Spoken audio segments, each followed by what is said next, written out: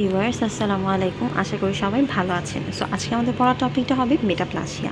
এর আগে কিন্তু আমরা হাইপারট্রফি, হাইপারপ্লাসিয়া, অ্যাট্রফি ওগুলো সব পড়ে এসেছি। তো এখন আসে মেটাপ্লাসিয়াটা অনেক ইম্পর্টেন্ট, এটা কিন্তু প্রফে মাস্ট ধরে, সাথে এটার কজগুলা কিন্তু আপনাকে বুঝাই বলতে হবে। সো এটা অনেক ইম্পর্টেন্ট। তো প্রথমেই আসি মেটাপ্লাসিয়াটাকে। Metaplasia is a reversible change in which one differentiated cell type is replaced by another cell type in similar tissue. অর্থাৎ আপনার একটা টিস্যুতে আপনার একটা এপিথেলিয়ামটা পাল্টায় পুরো অন্য একটা এপিথেলিয়ামে চলে যাবে, বা এক ধরনের সেল টাইপ চেঞ্জ হয়, পুরো আরেক ধরনের সেল টাইপ হবে। হ্যাঁ, সাপোজ আপনার হাত বা ধরেন অন্য যে কোনো অর্গানে এক ধরনের এপিথেলিয়াম আছে, ধরে নিলাম আমি সেটা স্কোয়ামাস এপিথেলিয়াম।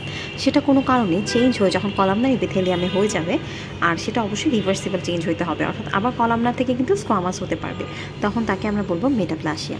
তাহলে মেটাপ্লাসিয়াটা কি? এটা একটা রিভার্সিবল চেঞ্জ যেখানে কিনা one differentiated cell type is replaced by another cell type in similar tissue. এরপর আসেন এপিথেলিয়াল মেটাপ্লাসিয়াতে কি আছে? স্কোয়ামাস মেটাপ্লাসিয়া আর কলামনার মেটাপ্লাসিয়া। তো স্কোয়ামাস মেটাপ্লাসিয়ার এক্সাম্পলে কি আছে? Respiratory tract, gall bladder, uterus, prostate, vitamin A deficiency, stone in the duct আর ইউরিনারি ব্লাডার। এখন সবগুলোকে আপনাকে পড়তে হবে যে সবগুলো কেন কেন হচ্ছে আর কী কী কারণে হচ্ছে। কারণ রেসপিরেটরি ট্র্যাক্টে কী হয়? তো আমাদের এই স্কোয়ামাস মেটাপ্লাসিয়াটা এটা কেন হয়? কারণ মোস্ট কমন এপিথেলিয়াল মেটাপ্লাসিয়ার মধ্যে একটা হচ্ছে আমাদের এই কলামনার থেকে যে স্কোয়ামাস হয় এই মেটাপ্লাসিয়াটা। হ্যাঁ, তো এখানে দেখা যায় কি আপনার রেসপিরেটরি ট্র্যাক্টে যেটা হয়, আপনার রেসপিরেটরি ট্র্যাক্টে লাইনিং আমরা জানি নর্মাল সিলেটেড কলামনার এপিথেলিয়াম, কিন্তু এখানে যখন নাকি একটা রেসপিরেটরি ট্র্যাক্ট দীর্ঘদিন ধরে স্মোকিংয়ের সংস্পর্শে থাকে, অর্থাৎ স্মোকিং যখন হতে থাকে তখন কিন্তু ক্রনিক ইরিটেশন হয়।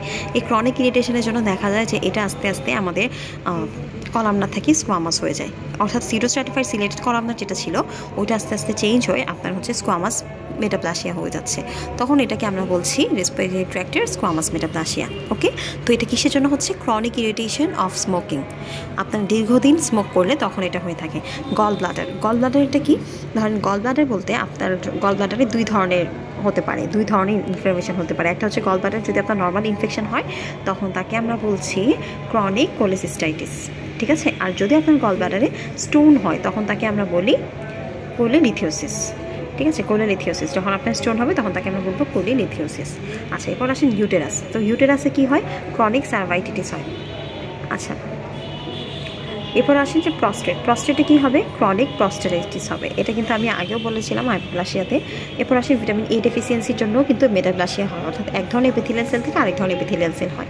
স্টোন ইন দ্য ডাক্টের মধ্যে যদি স্টোন থাকে তখন হচ্ছে ইউরিনারি ব্লাডারে কী হয়? আমরা সবাই জানি, আপনারা কিন্তু ফার্স্ট ইয়ারে পড়ে এসেছেন যে এখানে ইউরিনারি ট্র্যাক্ট ইনফেকশনটা হয়ে থাকে। এরপর আসেন কলামনার মেটাপ্লাসিয়া, খুবই ইম্পর্টেন্ট। কলামনার মেটাপ্লাসিয়ার মধ্যে কী কী আছে? ইন্টেস্টাইনাল মেটাপ্লাসিয়া, যেটা কিনা আমাদের স্টোমাকে হয়ে থাকে। ব্যারেট ইসোফ্যাগাইটিস, এটা কিন্তু প্রফে অবশ্যই ধরে, সো এটা লাগবে, এটা সম্পর্কে ডিটেলস লাগবে। সার্ভাইকাল এরোশন, যেটা কিনা আমাদের এক্সোসার্ভিক্সে হয়ে থাকে। এরপর আসেন এই যে রেসপিরেটরি সিউডোস্ট্র্যাটিফাইড কলামনার সিলিয়েটেড থেকে যখন নাকি সিম্পল মিউকাস সেক্রেটিং কলামনা টাইপ হবে, অর্থাৎ এর আগেটা আমরা দেখেছিলাম যে ওরা হচ্ছে সিউডোস্ট্র্যাটিফাইড সিলিয়েটেড কলামনা থেকে স্কোয়ামাসে গিয়েছিল, কিন্তু যদি ওরা সিউডোস্ট্র্যাটিফাইড সিলিয়েটেড কলামনার থেকে simple mucus secreting columnar type হয় তখন তাকে আমরা বলি কলামনার মেটাপ্লাসিয়া, ঠিক আছে। তাহলে আরেকটা জিনিস বলেন তো যে আমরা কোন ধরনের মেটাপ্লাসিয়া স্কোয়ামাস আর কলামনা দুইটাতেই পাচ্ছি? সেটা হলো রেসপিরেটরি ট্র্যাক্টের মেটাপ্লাসিয়া। এটা আমরা স্কোয়ামাসেও পাচ্ছিলাম, এখন আমরা রেসপিরেটরিতেও পাবো, ঠিক আছে। তো রেসপিরেটরিতে আপনাকে সিম্পল মিউকাস সেক্রেটিং কথাটা কিন্তু বলতে হবে, কারণ ওরা হচ্ছে মিউকাস সেক্রেট করে, সো মিউকাস কথাটা কিন্তু আপনাকে বলতে হবে। Respiratory pseudostratified columnar ciliated to simple mucus secreting columnar type. আচ্ছা, তো এরপরে আসেন, আর বাকি যে দুটো আমি আপনাকে বলেছিলাম ডিটেলস জানতে হবে, এর মধ্যে একটা হচ্ছে ব্যারেট ইসোফ্যাগাইটিস। তো ব্যারেট ইসোফ্যাগাইটিস জিনিসটা কি? যখন নাকি আপনার দীর্ঘদিন ধরে গ্যাস্ট্রিক অ্যাসিড, আমরা তো জানি যে আমাদের স্টোমাকে গ্যাস্ট্রিক অ্যাসিড থাকে, তাই না? গ্যাস্ট্রিক অ্যাসিড অর্থাৎ কোনটা? হাইড্রোক্লোরিক অ্যাসিডটা। তো ধরেন যে এই হাইড্রোক্লোরিক অ্যাসিডের ইনফ্লুয়েন্সে এসে আমাদের এই ধরনের মেটাপ্লাসিয়াটা হয়ে থাকে, যেটাকে আমরা বলি ব্যারেট ইসোফ্যাগাস, মানে ব্যারেট ইসোফ্যাগাইটিস। তো এটা কোথায় হয়ে থাকে? এটা হচ্ছে আমাদের লোয়ার এন্ড অফ ইসোফ্যাগাসে হয়ে থাকে, অথবা ইসোফ্যাগাসে ওয়ান থার্ডে হয়ে থাকে, অথবা লোয়ার এন্ড অফ ইসোফ্যাগাসে এই জিনিসটা হয়ে থাকে।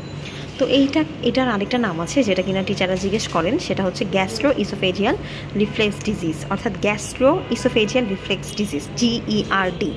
গ্যাস্ট্রো ইসোফেজিয়াল রিফ্লেক্স ডিজিজ, এইটার কারণেই কিন্তু আমাদের প্যারালাইটিস ইসোফেগাইটিসটা হয়ে থাকে। তো এইখানে কি হয়, এখানে আমাদের স্কোয়ামাস এপিথেলিয়াম সেলটা পুরোপুরি চেঞ্জ হয়, কলামনার এপিথেলিয়াল সেলে হয়ে যায়। তো এই তিনটা কথা আপনাকে বলতেই হবে প্যারালাইটিস ইসোফেগাইটিসে। একটা হচ্ছে এটা কোথায় হয়, এটা হচ্ছে আমাদের লোয়ার এন্ড অফ ইসোফেগাসে হয়। 2 নাম্বার হচ্ছে এখানে কোন ধরনের সেল চেঞ্জ হয়, কোন ধরনের হয়, স্কোয়ামাস থেকে কলামনার হচ্ছে। আর 3 নাম্বার হচ্ছে এটা কেন হচ্ছে, এটা হচ্ছে হাইড্রোক্লোরিক অ্যাসিড বা গ্যাস্ট্রিক অ্যাসিডের ইনফ্লুয়েন্সে হয়ে থাকে।